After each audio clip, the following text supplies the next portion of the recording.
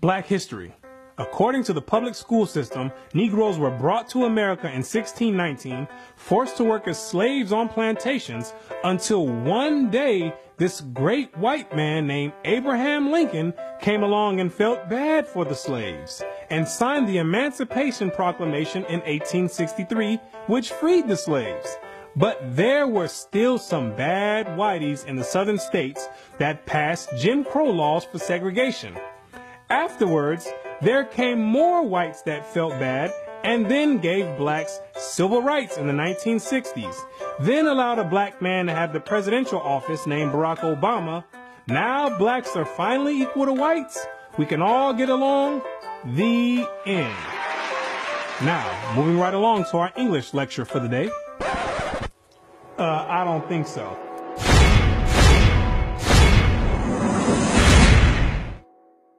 Black history. What do you know about black history? Let me ask you a question. Prior to the transatlantic slave trade in the 1600s, what was your nationality? What did you call yourself? Some may say African. Well, Africa is a continent, and in that continent there's over 47 different countries in there. Which one do you come from? What language did you speak prior to the 1600s? Was it English? There's over 1,500 dialects being spoken in the land of Africa. Pick one. What clothing did you wear? Was it high heels and stilettos?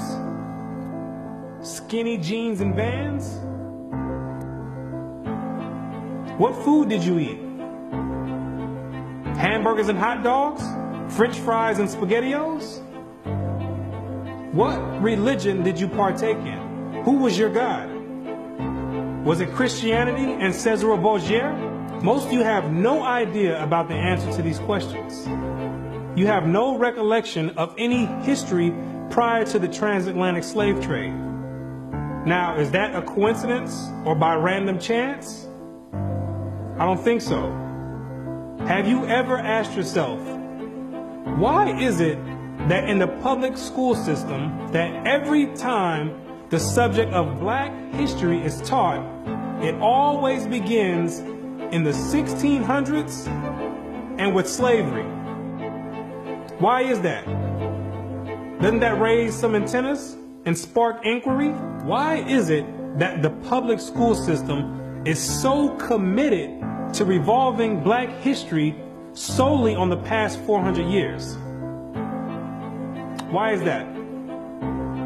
Is it because there's a deficiency in historical data? Or maybe because there's no history at all prior to the 1600s?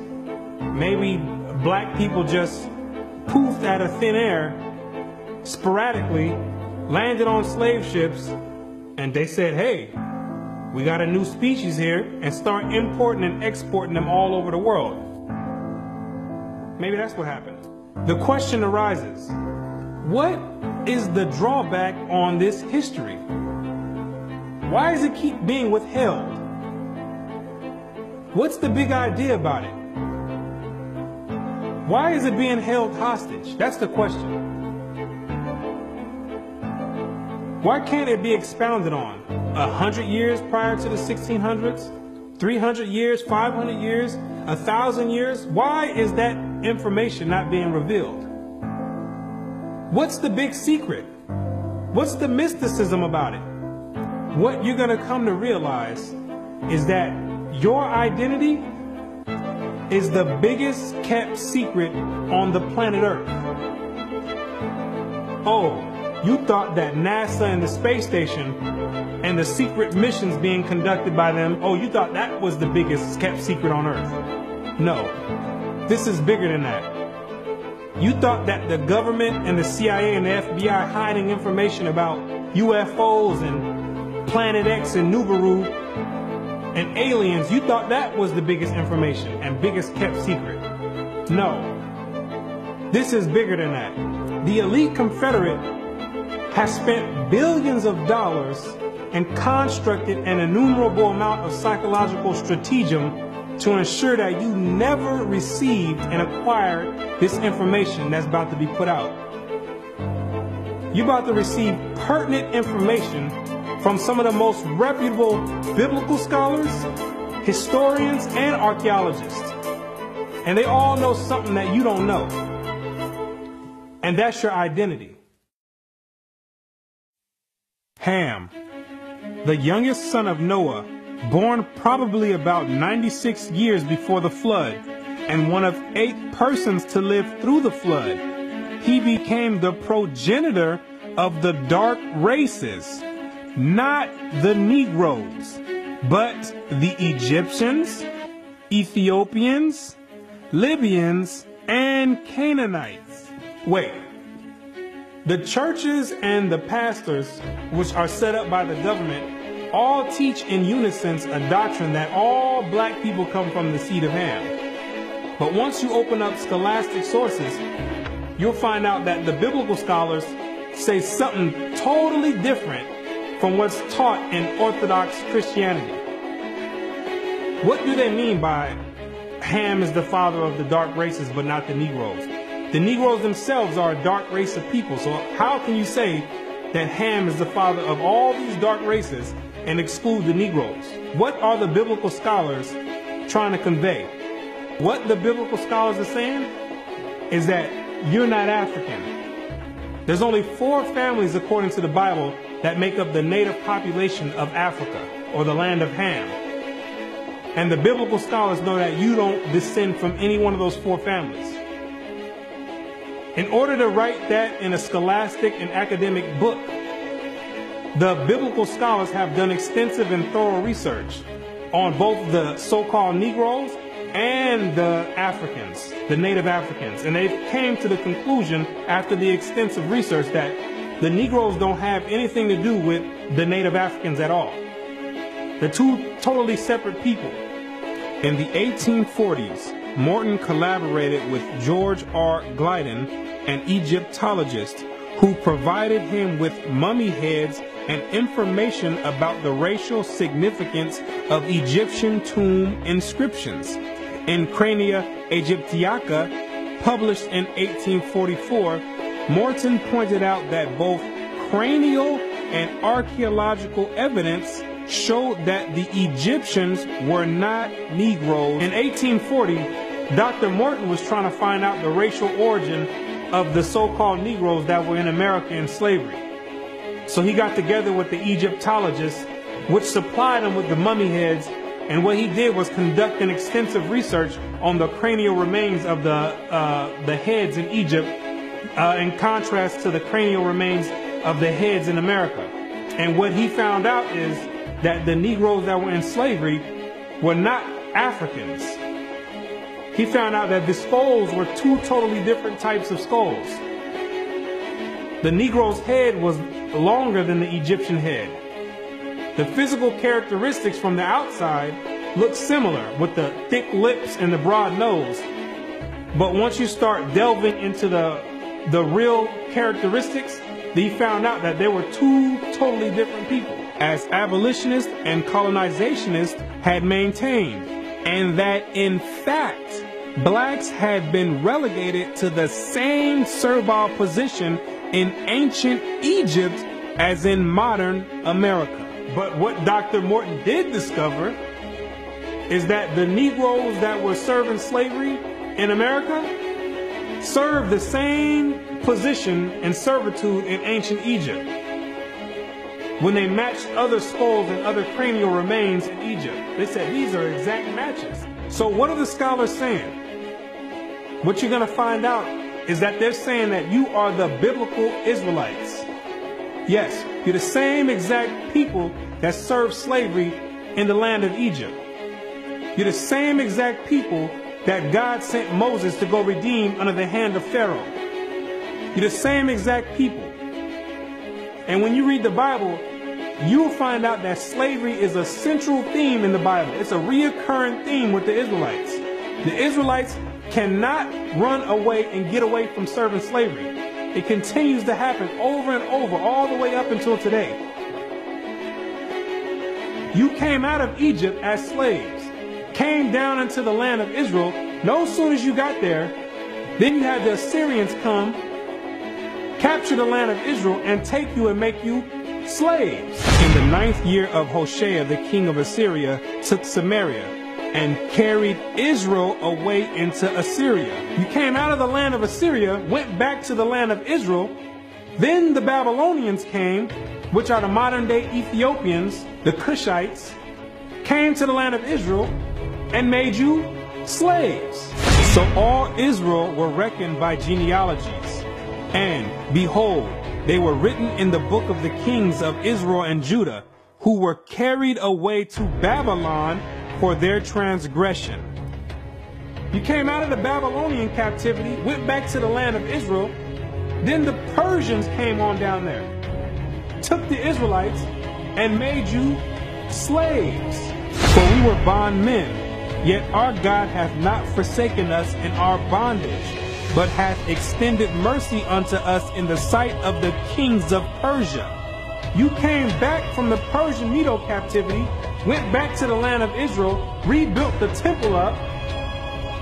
Then the Greeks came on down there, took you and made you slaves, to entreat them that they would take the yoke from them. For they saw that the kingdom of the Grecians did oppress Israel with servitude. After you came from the Greek captivity, you went back into the land of Israel, rebuilt the temple because the Greeks were sacrificing swine and pig on the altars. No sooner as you came back to the land of Israel, then the Romans came and had you during the time of Christ as slaves. There was so much slavery going on with the Israelites that Jeremiah himself had to ask.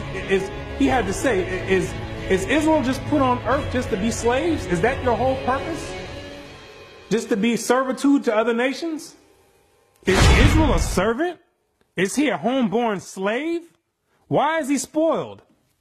So you might be asking yourself, if the so-called Negro is part of the 12 tribes of Israel, how in the world did you get to the west coast of Africa? And when ye shall see Jerusalem compassed with armies, then know that the desolation thereof is nigh.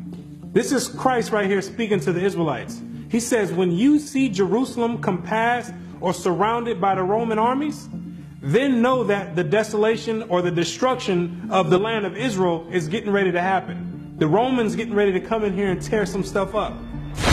Then let them which are in Judea flee to the mountains, and let them which are in the midst of it depart out. And Christ says, when you see the Romans coming in, you better get ready to flee into the mountains.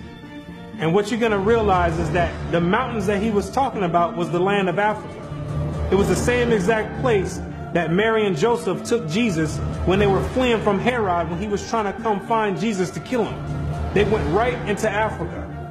And the Israelites went into Africa as well, fleeing from the Romans. In the year 65 BC, the Roman armies under General Pompey captured Jerusalem. In 70 AD, General Vespasian and his son Titus put an end to the Jewish state with great slaughter. During the period from Pompey to Julius, it has been estimated that over 1 million Jews fled into Africa, fleeing from Roman persecution and slavery. The slave markets were full of black Jewish slaves. Over 1 million of you Israelites fled from the land of Israel into the land of Africa, running away from the Romans because the Romans was coming to put slaughter to the Israelites. The ones that didn't take heed to the prophecy of Christ when he said you better leave and go to the mountains, go to Africa, when they got caught by the Romans, they were taken back to Europe and sold in slavery and put in servitude and became gladiators, put in the lions' dens. The pagans and the Romans attacked the Jews indiscriminately. Both the Jewish soldiers and the uninvolved peaceful population without mercy. As a result of this merciless attack, many Jews fled to those parts of northwest Africa known as Tunisia, Algeria, Morocco, and Mauritania. Many other Jews fled to other areas where Rome did not have any jurisdiction. This was to the region of the south, the Sahara Desert, and the Sudan. Grazel says, such is the explanation of how the Sahara Desert first acquired Jewish tribes, toughened by a fighting tradition and possessed of physical characteristics, black, which it is said still makes them approximate very closely the original Jewish population of Palestine. And after migrating from Israel and dwelling on the northwestern parts of Africa, after you were fighting vigorously with the Romans, you had no choice but to start migrating to the southern regions of Africa, where the Romans didn't have any jurisdiction. Because the Romans were relentless, and they were adamant about putting all Israelites to death. So in order to get any type of peace, the Israelites had to start migrating to the sub-Sahara parts of Africa. The scholars know this for a fact. The biblical scholars know this for a fact. They know all the history of the Israelites and their migration patterns.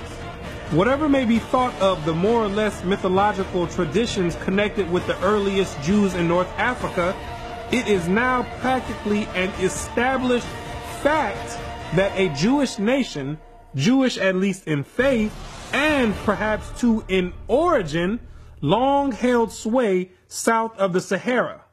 In later centuries, Jews are believed to have settled in Western Africa during the height of the Songhai, Mali, Ghana, and Kanem-Bornu empires. According to accounts from explorers of the region, several powerful Jewish families of the Songhai Empire were of Jewish origin. Some accounts place West African Jewish communities in the Andu Forest of Dahomey, south of Timbuktu.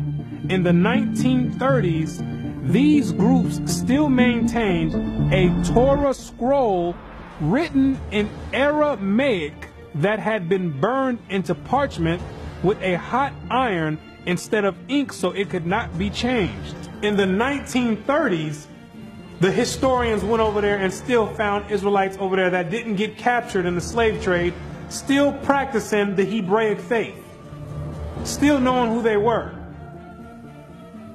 With a Torah, which is the first 5 books of Moses, written in Aramaic. That's the ancient language. And it's a shame that they have to burn it in hot iron so the European colonialists don't come over there tampering with it and taking the evidence and trying to hide the history. It's a shame that they have to do that. It is a total shame that they have to do that. The black Jews had an advantage over the African tribes. They carried their culture, history, laws, and written records with them. The Jews made use of every opportunity. They were an industrious and skillful people.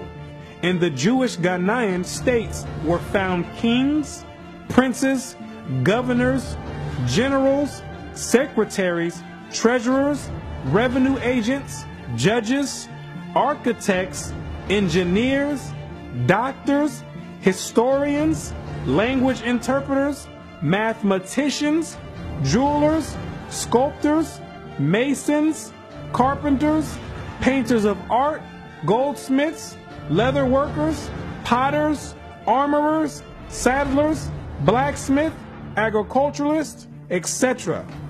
Who told you that you was a bunch of Negroes running around on the west coast of Africa, butt naked, swinging from vines? Who told you that lie? You were and still are a prestigious people, a skillful people. The decline of Jewish communities of the West African Maghreb most likely began with the influx of Arab invaders into North Africa starting in 640 CE and later into West Africa in the 1300s and 14 CE. So after you had established communities and empires on the west coast of Africa, after the 7th century, that's when Muhammad and his band of thugs came down there to the West Coast with the Quran in one hand and a sword in another one. And they were forcibly converting the Israelites into that nonsense Islam. Yeah, I said it, nonsense Islam, because that's not what we were dealing with. That's the Arabs' religion. That's not what we were dealing with. And that was the decline of the Hebraic community over there in the west coast of Africa. And that was the forefront in the beginning of the slave trade. Yea, and what have ye to do with me, O Tyre and Zidon, and all the coast of Palestine? Tyre, Zidon, and the coast of Palestine, those are all ancient Africans that God is referring to. Will ye render me a recompense? And if ye recompense me, swiftly and speedily will I return your recompense upon your own head. Because ye have taken my silver and my gold, and carried into your temples my goodly pleasant things. The children also of Judah and the children of Jerusalem have ye sold unto the Grecians.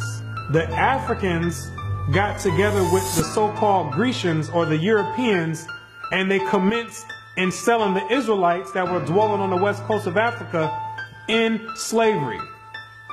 There's your slave trade right there in the Bible. Both buyers, Europeans, and sellers, Africans, saw the people traded into captivity on the African coast as outsiders. Now, why did those Africans see you as outsiders? Because you were some people that migrated and encroached on their land.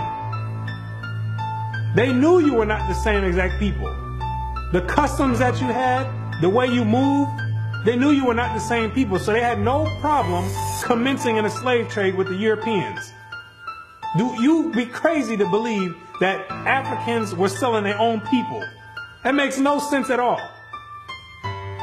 When the Europeans put that in the textbooks, they're using technicalities, saying Africans sold other Africans. When they're using technicalities, what they mean to say is native Africans were selling Israelites that were living in Africa. It'd be no different if somebody wrote history of 500 years from now and say there was a slave trade that happened here in America. Say black people got together and start selling white people to the Chinese. If somebody with the same mindset that the Europeans have wrote history 500 years from now, they would say Americans were selling other Americans to the Chinese. When it's two totally different nation of people living in America. You can't just say Americans sold other Americans. Two totally different people. It's the same exact scenario on the west coast of Africa. There are both oral and written explanations that trace the origin of the Igbo. And the most tantalizing is an association of the Igbo to the Hebrew race. This assumption is based on the fact that Igbo culture has many similar traditional customs like that of the Jews. Similar customs are observed in marriage negotiations, childbirth and circumcision, restitution, attitude to totem animals and taboos, as well as hospitality to others, especially to strangers, etc. The Igbo are therefore said to be the split and lost group or tribe of Israel that refused to wander further northeast with Moses, but preferred going down southward. The Igbo people have many Jewish traditions.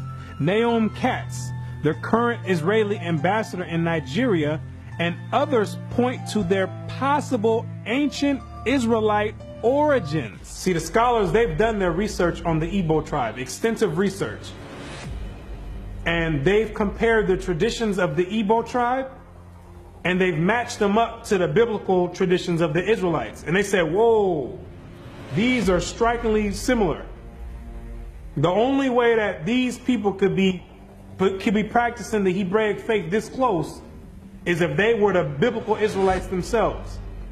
So you may ask yourself, what is the significance of the Igbo tribe to the so-called Negro in the Americas?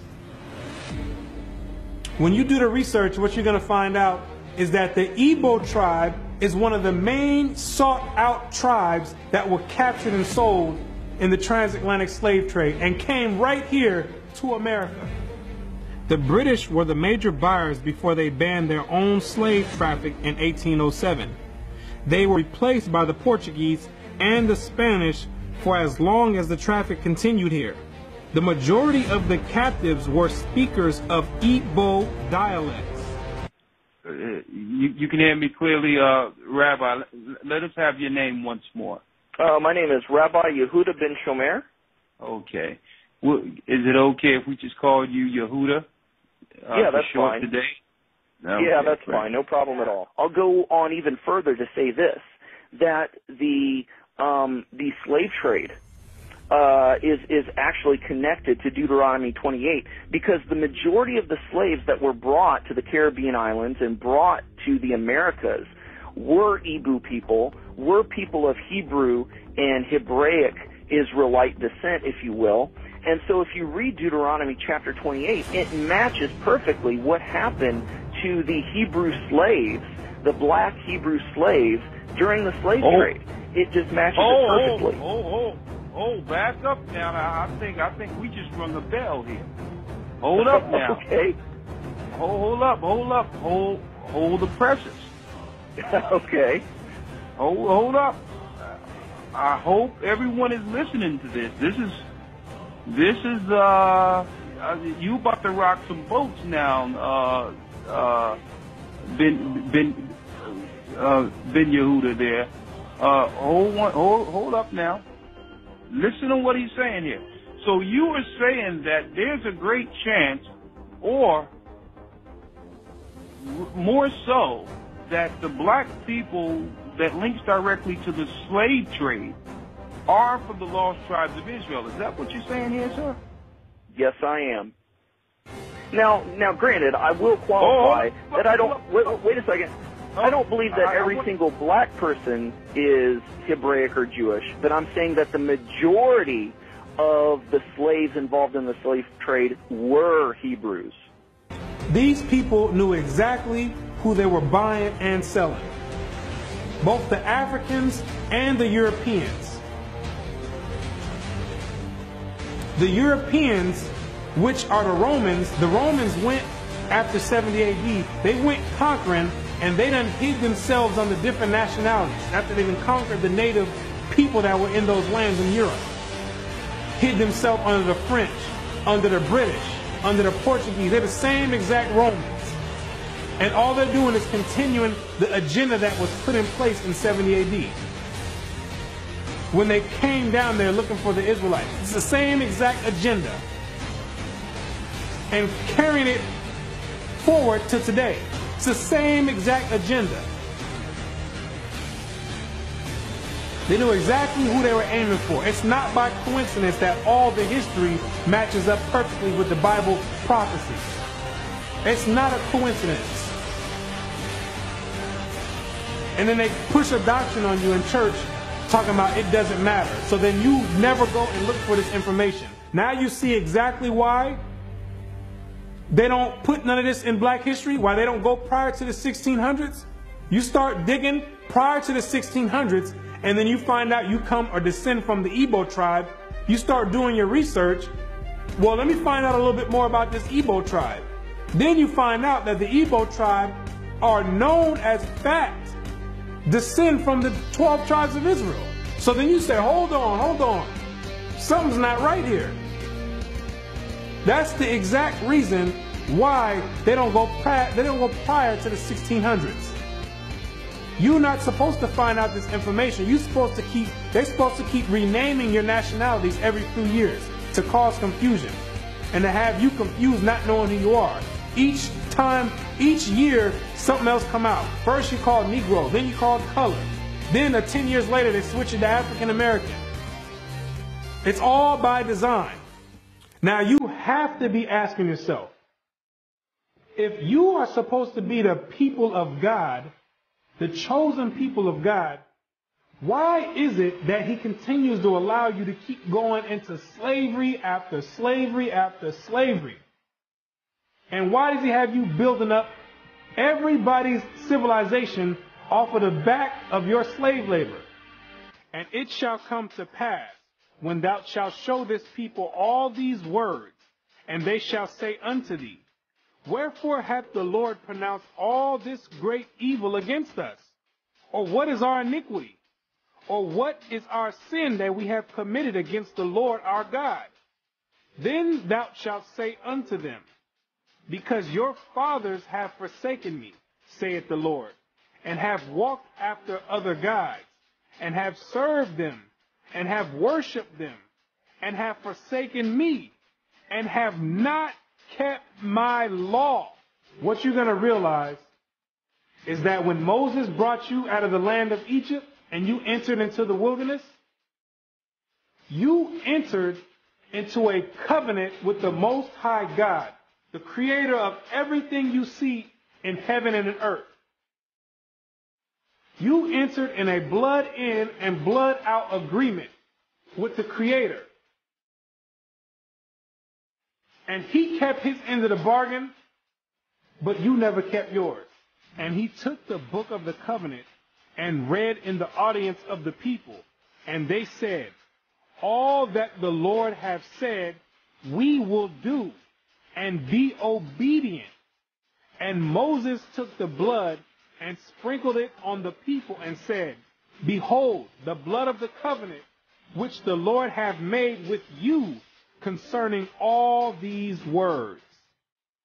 Once Moses sprinkled the blood on you, there was no way out of it. You entered into the covenant.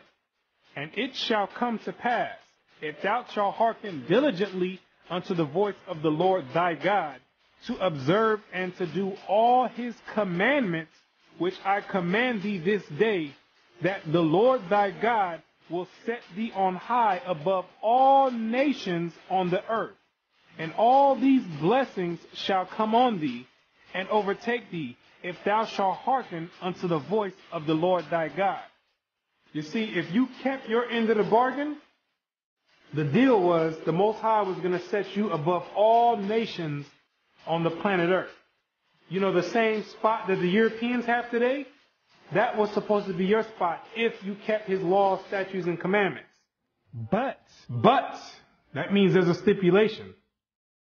There's two sides of the bargain. It shall come to pass, if thou wilt not hearken unto the voice of the Lord thy God, to observe to do all his commandments and his statutes which I command thee this day, that all these curses shall come upon thee and overtake thee. Thy sons and thy daughters shall be given unto another people, and thine eyes shall look and fail with longing for them all the day long, and there shall be no might in thine hand. Thou shalt beget sons and daughters, but thou shalt not enjoy them, for they shall go into captivity. The stranger that is within thee shall get up above thee very high, and thou shalt come down very low. Moreover, all these curses shall come upon thee, and shall pursue thee, and overtake thee, till thou be destroyed, because thou hearkenest not unto the voice of the Lord thy God, to keep his commandments and his statutes which he commanded thee. And they shall be upon thee for a sign and for a wonder, and upon thy seed forever, because thou servest not the Lord thy God with joyfulness and with gladness of heart for the abundance of all things. Therefore shalt thou serve thine enemies, which the Lord shall send against thee, in hunger and in thirst and in nakedness and in want of all things. And he shall put a yoke of iron upon thy neck until he have destroyed thee. God says you'd have the yokes of iron on your neck until he has destroyed you. So that means when he takes the yokes of iron off, you were destroyed. When did that happen? In 1863, when Abraham Lincoln signed the Emancipation Proclamation. The yokes of iron came off. But at that time, your whole history had been whipped out of you. When the master gives you something, you take it. He gave you a name. It's a nice name. It's Toby. And it's going to be yours till the day you die. Now, I know you understand me, and I want to hear it. Again!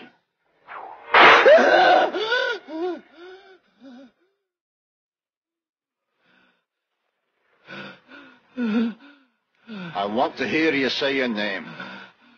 Your name is Toby. What's your name? Gunther.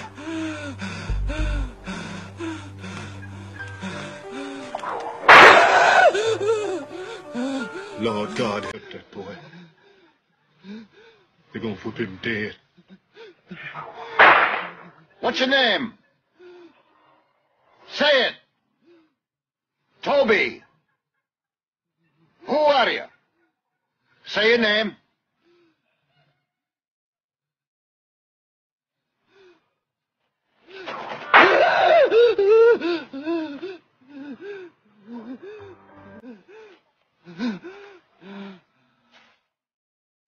What's your name? Toby.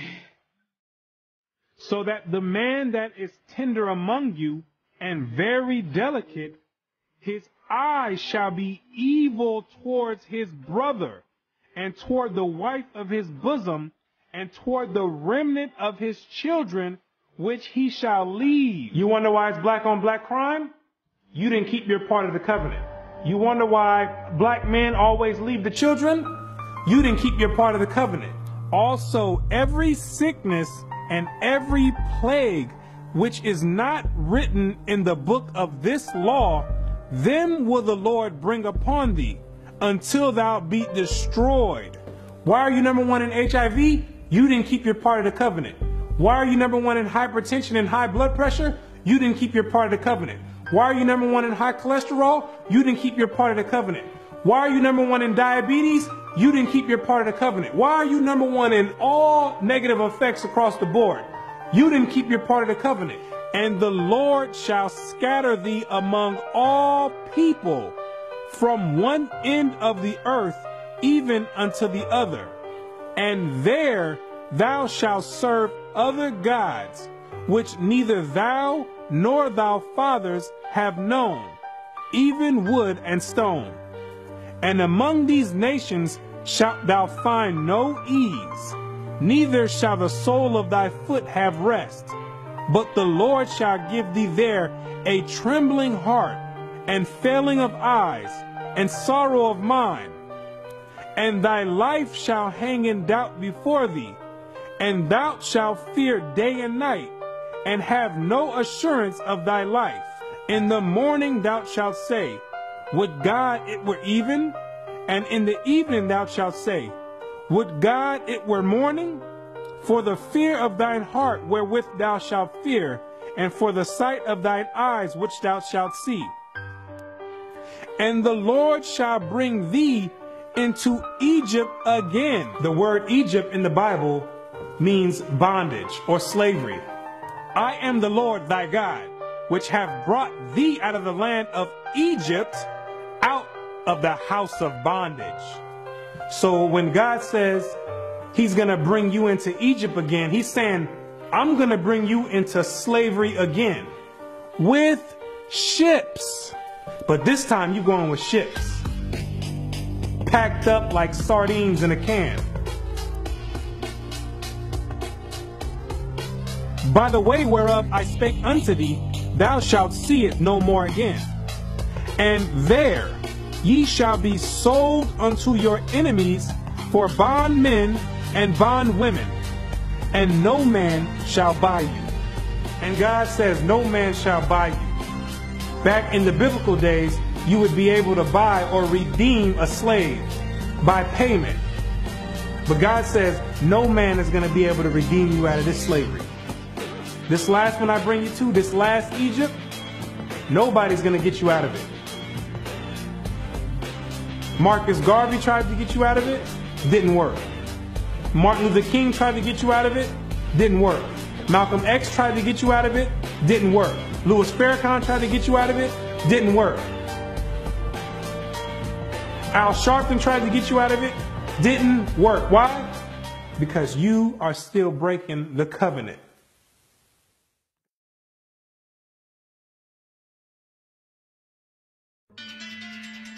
If you're the real Israelites, who are these people over there in the land of Israel claiming to be you? Those are Romans, Europeans. They got pushed up in the South Georgia, Russia, in the Caucasus Mountains, and hid themselves under the name of Khazars. Between the 8th and 9th century, the Khazarian Empire under King Bulan adopted the traditions of the Israelites and mixed it with paganism and called it Judaism. Yes, we know your history too. Then after the Holocaust, which was politically motivated, the elite used that as a pretext to invade the land of Israel and took those Khazarian converts and placed them in that land in 1948. In May of 1948, a new Jewish state, Israel, was born in a bath of blood. Jewish troops routed Arab forces from the city of Haifa in the first of a series of battles that were to reverberate through the years.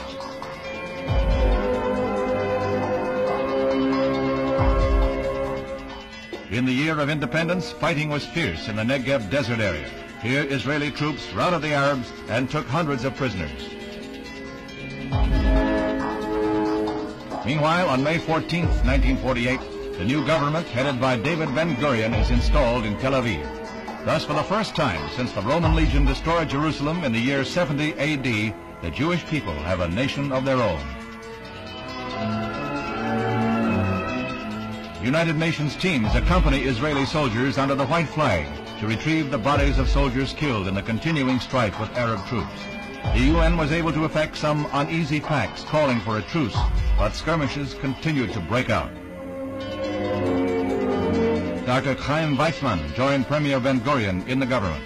The Jewish patriot became president as Israel went before the United Nations to seek a place in that world body. The Middle Eastern Arabic nations were in violent opposition, and when Israel was voted a membership, they walked out in a body. For the rest of the day, their seats remained empty, but they returned the next morning to no further incident. Thus, history was made as the Jewish state of Israel was born. Conceived in strife and weaned on violence, Israel has flourished to become a constructive voice in world affairs. Her flag became a symbol of hope. To destabilize the Middle East. Prior to that, those people never lived in the land of Israel. Prior to 1948, those people never stepped foot in the land of Israel. Those are Europeans hiding themselves, European Romans hiding themselves under Jewish. That's what they keep doing each time. They keep going different places and taking on different nationalities. They're the same exact people. These are the same exact people that funded your transatlantic slave trade. Yes, the same Jewish man. The same Romans. These are the same people that's responsible for your 400-year short span black history curriculum. These are the same exact people that control the media outlets and push rap music on the whole black community and support it and push it on the forefront. The same exact people. They control all the media. These are the same exact people that are responsible for your Christian churches in all the neighborhoods in the black community.